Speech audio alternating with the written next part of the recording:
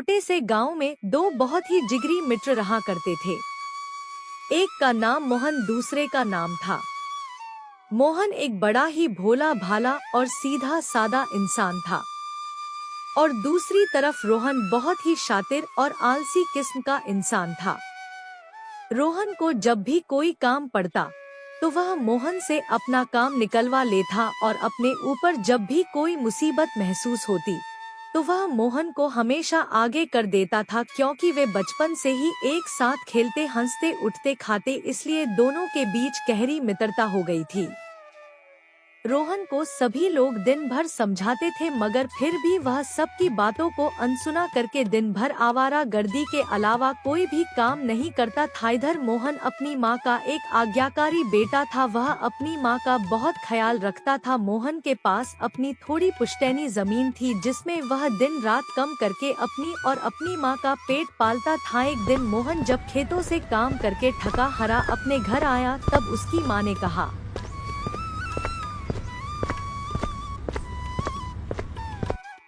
बेटा, आज तो तू बहुत ही ज्यादा थका हुआ लग रहा है। आज तो तू सिर्फ आराम कर, मैं घर का सारा काम कर लूंगी। दिन में तू खेतों पर काम करता है और घर आकर घर के कामों में मैं लग भी करता है। बेटा, आकर तू कितना करेगा, थोड़ा आराम भी कर लिया कर। माँ, ये तू कैसे बातें कर रही है? आपकी उम्र टूल बहुत हो चही है। वो खाली समय बैठा ही रहता हूँ, इसलिए मैं घर के कामों में आपकी मदद कर देता हूँ और मैं अभी युवक हूँ और इस उम्र में काम नहीं करूँगा तो आखिर कब काम करूँगा? मेरी उम्र अभी काम करने की है, आराम करने की नहीं।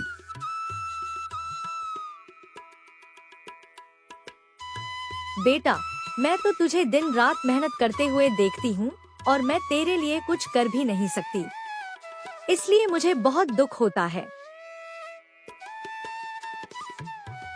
इतनी मायूस क्यों होती हो माँ? मैं जब तुम्हारे लिए कोई काम करता हूँ तो मुझे बहुत खुशी होती है।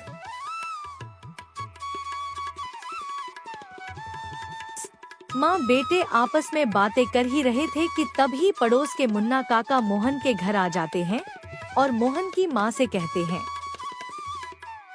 मीरा दीदी, तुम बहुत ही नसीब वाली हो कि तुम्हें मोहन जैसा इतना होनहार बेटा मिला है। मीरा दीदी, एक तरफ तुम्हारा बेटा है जो दिन रात खेतों में मेहनत करता है और घर आकर तेरे लिए खाना भी बनाता है, दूसरी तरफ मेरा बेटा रोहन है जो दिन भर लफवागिरी करता है। वो धीरे धीरे करके काम करने लगेगा। आप बिल्कुल भी फिक्र मत कीजिए मुन्ना काका, मैं इसके बारे में रोहन से जरूर बात करूंगा और उसे समझाऊंगा। ये तुम क्या कह रहे हो मोहन बेटा? वो क्या खाक काम करेगा? पहले तो वह गांव में निठला बनकर घूमता ही रहता था, मगर अब तो वह गांव की लड़कियों को भी छेड़ने लगा है। तो मुन्ना भाई, आप रोहन की शादी क्यों नहीं करवा देते? हो सकता है शादी के बाद वह सुधर जाए। यह तुम कैसी बातें कर रही हो मीरा दीदी? उससे शादी करवा के मैं किसी लड़की की जिंदगी बर्बाद नहीं कर सकता। वह कुछ काम धाम तो करता नहीं है, जो अपने लिए दो रोटी की व्यवस्था नहीं कर सकता, वह किसी और को कैसे कमा कर खिलाएगा? मोहन, तू तो उसका दोस्त है, तू उसे समझाता क्यों नहीं है बाबू?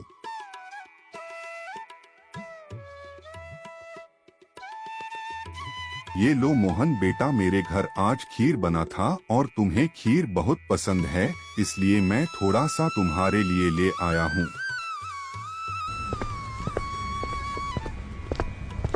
मोहन ने मुन्ना काका से खीर ले लिए और मुन्ना काका वहाँ से मुस्कुराते हुए चला गया।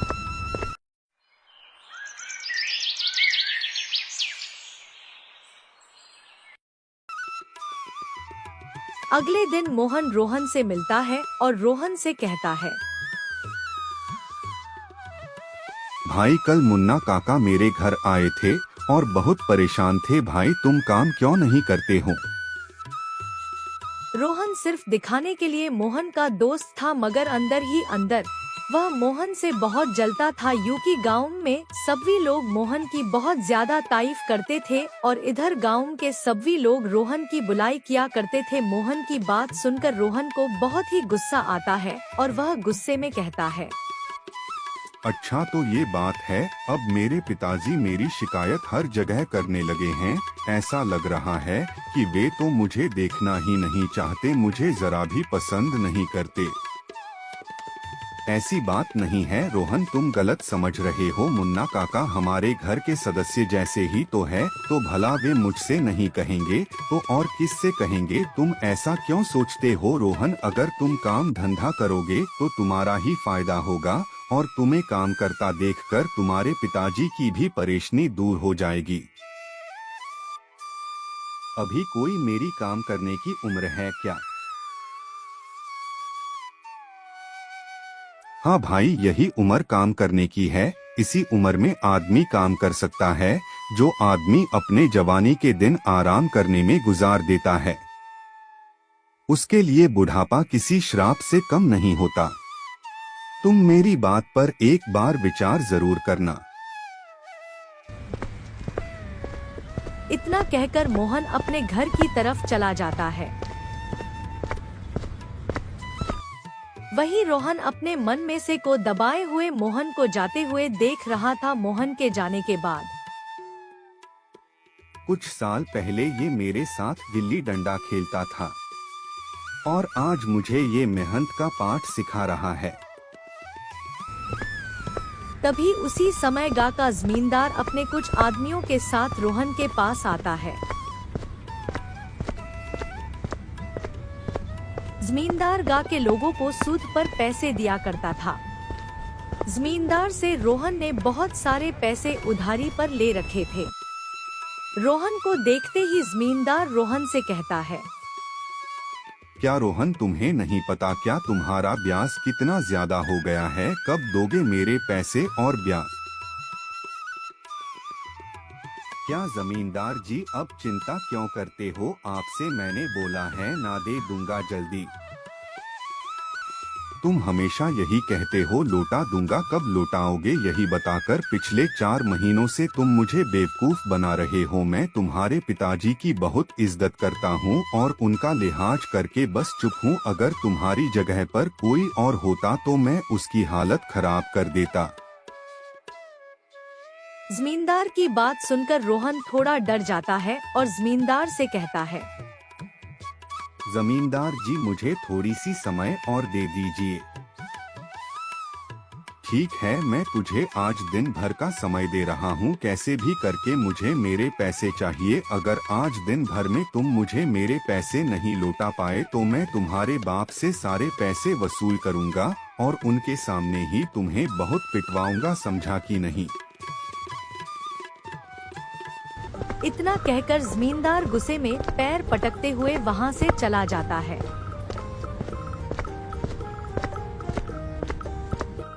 अब मैं क्या करूं? जो पैसे मैंने जमींदार से उधार लिए थे वो तो मैंने जुए में उड़ा दी। अब मैं जमींदार को पैसे कहां से दूं? ये नई मुसीबत कहां से आ गई? अगर ये पिताजी के पास चला गया तो वह मुझे छोड़ेंगे नहीं, मुझे घर से बाहर निकाल देंगे।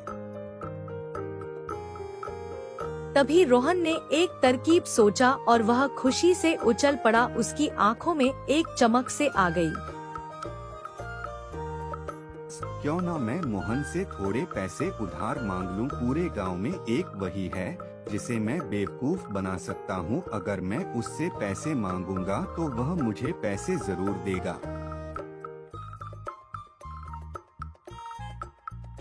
ये सोचकर रोहन मोहन के पास जाता है और रोता हुआ चेहरा बनाकर मोहन से मदद मांगने लगता है। अरे रोहन, मैंने तुम्हें कितनी बार कहा था कि जुए की लत बुरी है, जुआ मत खेल। मोहन तू मेरा सच्चा दोस्त है, तुमने मेरी मुसीबत में हमेशा मदद की है, इस बार मुझे बचा ले भाई।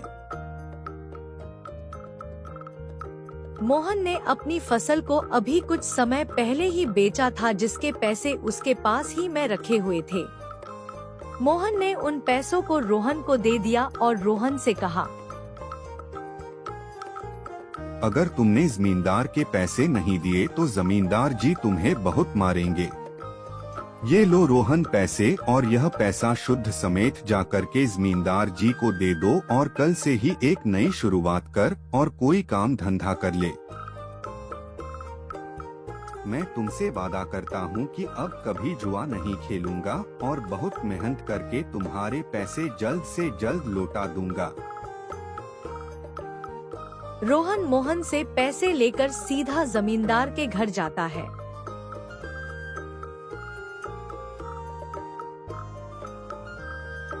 और जमींदार के पैसे सुध समय लौटा देता है।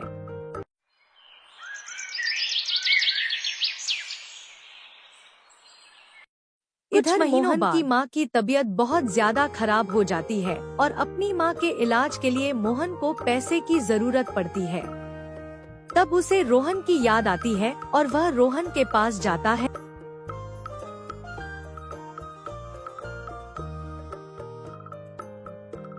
और उसे कहता है, रोहन, मैंने जो तुम्हें पैसे दिए थे उनमें से कुछ पैसे मुझे अभी चाहिए। मेरी माँ की तबीयत बहुत ज्यादा खराब है और मुझे पैसे की बहुत जरूरत है। मोहन, तू क्या कह रहा है? इतनी जल्दी मेरे पास पैसे कहाँ से आ जाएंगे? मैं तुम्हें पैसे बाद में दे दूंगा। रोहन, तुमने मुझे कुछ ही दिनों में पैसे लौटाने का वादा किया था। जब तक मुझे जरूरत नहीं थी मैंने तुमसे पैसे नहीं मांगे, लेकिन आज मैं मजबूर हूँ और मुझे पैसे की जरूरत है, इसलिए मैं तुमसे मांग रहा हूँ। ये सुनकर रोहन गुस्से से आग बबूला हो जाता है और वह गुस्से में मोहन से कहता है, तू तो सभी गांव वालों की सरिता रहता है, तुम किसी गांव वालों से क्यों नहीं उधार ले लेता है? रोहन, तू समझता क्यों नहीं है? मैं जब तुम्हें पैसा दिया ही हूँ तो मैं क्यों मांगू उधार? रोहन ने पैसे देने के लिए साफ इनकार कर दिया। रोहन की बातें सुनकर मोहन बहुत मायूस हो जाता है। वह अपनी माँ की तबीयत को लेकर बहुत परेशान था। तभी मोहन रोहन से कहता है, रोहन, मैंने तुझे अपना दोस्त समझा था लेकिन मैं तेरी शिकायत हरिलाल काका से जरूर करूँगा। सिर्फ उनका लिहाज करके मैं यहाँ से चुपचाप जा रहा हूँ। इतना कहकर मोहन वहाँ से चला जाता है।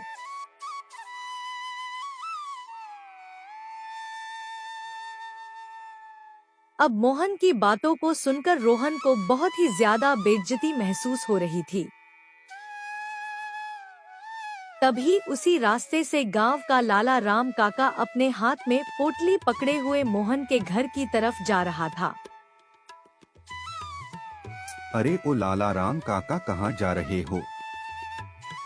अरे रोहन बेटा, मैं मोहन के घर जा रहा हूँ। 2 दिन बाद मेरी बेटी सीमा की शादी होने वाली है और मैंने उसके लिए जो सोना बनवाए थे उसे मोहन के घर में रखने जा रहा हूँ। मैं अपनी पत्नी रानी के साथ कुछ मेहमानों के घर नेवता देने जा रहा हूँ और हमारे गांव में अभी बहुत चोरियां हो रही हैं और इस पोटली में सोने के गहने हैं, इसलिए मैं इस पोटली को मोहन के घर रखने जा रहा हूँ। मोहन से ज्यादा ईमानदार आदमी मुझे इस गाँव में कोई लगता ही नहीं। इतना कहकर लाला राम मोहन के घर की तरफ चल देता है।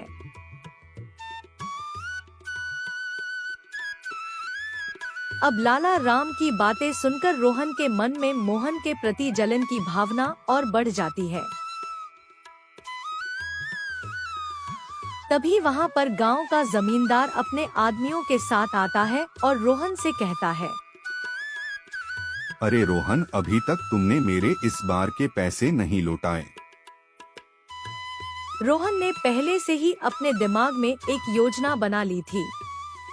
तभी जमींदार के बातों पर मुस्कुराते हुए उसने कहा, आप चिंता मत कीजिए जमींदार जी, 2 दिन के बाद मैं आपको सारे पैसे लौटा दूंगा।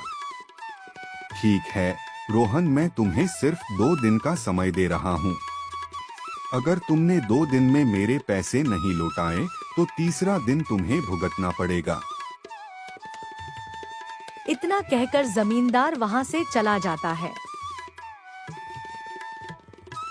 असल में रोहन ने मोहन के घर चोरी करने की योजना बनाई थी। वह जानता था कि मोहन दिन भर घर पर नहीं रहता, वह दिन भर अपने खेतों में काम करता रहता है और घर पर उसकी बूढ़ी माँ चारपाई पर लेटी रहती हाहाती थी।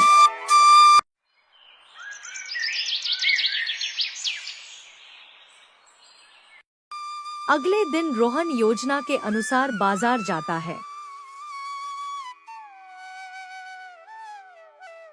और ठीक वैसे ही पोटली खरीद कर लाता है जैसी पोटली उसने लाला राम के हाथों में देखी थी। और फिर इसके बाद रोहन मोहन के घर जाता है।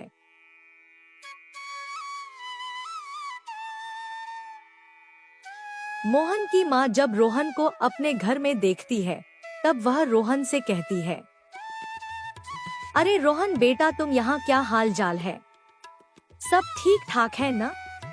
अभी तो मोहन घर में भी नहीं है, खेतों पर काम करने गया है। हाँ काकी, सब कुछ ठीक है, बस यहाँ से गुजर रहा था तो सोचा कि आपकी तबीयत के बारे में पूछ लूं। ये लो, मैं आपके लिए कुछ फल लाया हूँ। रोहन ने फलों में नींद की दवा मिलाई थी। मोहन की माँ ने भावुक होकर एक फल खा लिया और फल खाते ही उसे नींद आ गई। वो कुछ ही देर में गहरी नींद में सो गई। रोहन ने बहुत ही चालाकी से अलमारी में से गहनों की पोटली निकाली और ठीक वैसे ही पोटली अलमारी के अंदर रख दी ताकि किसी को शक ना हो।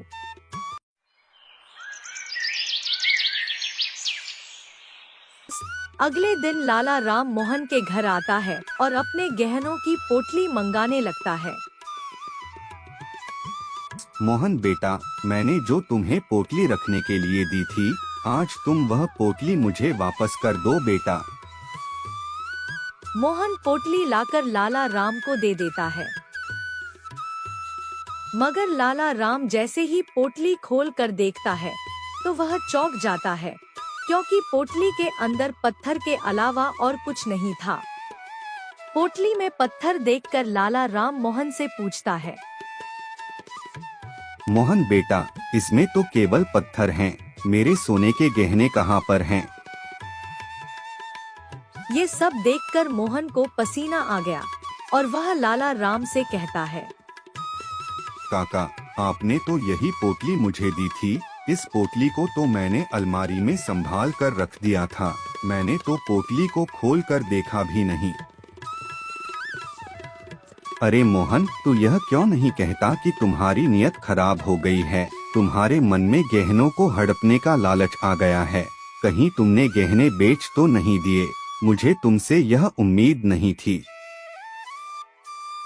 मेरी बात का विश्वास दीजिए लाला राम काका। मोहन, यह पोटली तो तुम्हारे अलमारी में रखी थी, तो फिर इसमें कंकड़ कहाँ से आ गए? यह मामला आसानी से खत्म नहीं होगा मोहन, मैं पंचायत में तुम्हारी शिकायत करूंगा। कुछ ही देर में गांव के लोग वहां इकट्ठा हो जाते हैं, जिसमें गांव के मुखिया मुन्ना काका और रोहन भी थे।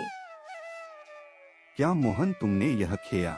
गांव वाले तो तुम्हारी तारीफ करते नहीं थकते, और तुमने क्या किया? लोगों की आंखों में धूल झोंकना शुरू कर दिया। तुझे शर्म नहीं आती है क्या? अपने ही गांव में तुमने चोरी कर लिया। मुझे तुझसे ये उम्मीद नहीं थी बेटा। सागर की बदनामी होते हुए देखकर रोहन बहुत खुश था। हर कोई सागर को कोस रहा था। बेटा, मेरी परवरिश में कौन सी कमी रह गई थी कि तुमने चोरी की? माँ, मैं सच कह रहा हूँ, मैंने कोई चोरी नहीं की। लेकिन किसी ने भी सागर की बातों का विश्वास नहीं किया। इतनी ही देर में लाला राम की पत्नी रानी वहां पर आई और लाला राम के पास आकर बोली, आप सब मोहन को क्यों मार रहे हो? रानी, तुमने जो गहने दिए थे वह इसने बेच दिए। उन गहनों को बेचकर इस बेचारे को 50 से 100 रुपये भी नहीं मिले होंगे। ये तुम क्या कह रही हो? क्योंकि वह गहना असली सोना नहीं था बल्कि पीतल का था। उन गहनों पर तो सोने का पानी चढ़ा हुआ था। लेकिन फिर वो पोटली। असली गहनों की पोटली तो मेरे पास है। अजी, आपको तो मैंने की तरह कितनी बार समझा था कि अलमारी में 2 रंग की पोटलियां रखी हुई है। पीली और लाल। लाल वाली पोटली में नकली गहने थे और पीली वाली पोटली में असली गहने रखे हुए थे। आपने लाल वाली यानी नकली गहने की पोटली उठाकर मोहन को दे दी। वो तो अभी मैं अलमारी से कपड़े निकालने लगी तो मेरी नजर अचानक से पोटलियों पर गई तो मैं तुरंत यहाँ पर आ गई। मैं मोहन को बहुत अच्छी तरह से जानती हूँ। यह चोरी नहीं कर सकता। रानी सभी लोगों को यह बात बता ही रही थी। तभी जमींदार गुस्से में लाल पीला होते हुए अचानक से वहां गया और रोहन से कहने लगा, क्यों रे रोहन, नकली गहने देकर मुझे बेवकूफ बना रहे हो क्या? इतना कहकर जमींदार चुराई हुई गहने की पोटली वही जमीन पर फेंक देता है।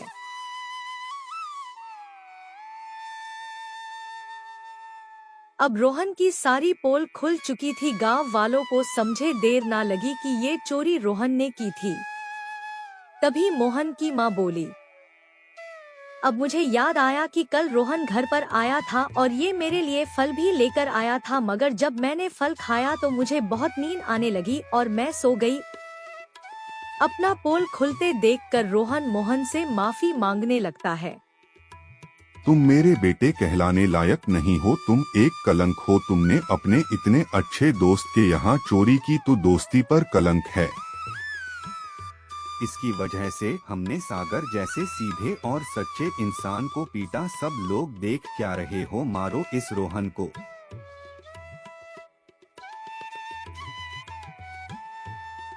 सभी लोग रोहन को मारने लगे। तभी मोहन ने रोहन को बचा लिया। आप लोग मत मारें इसे, ये मेरा दोस्त है। मैं इसे पिटता हुआ नहीं देख सकता। इसका चेहरा बता रहा है कि इसे अपनी गलती का पछतावा है।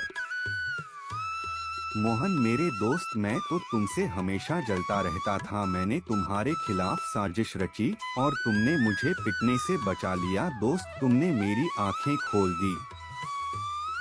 इसके बाद रोहन ने सभी गांव वालों से हाथ जोड़कर माफी मांग ली और इस घटना के बाद रोहन भी सुधर गया और काम काज करके अपना जीवन यापन करने लगा।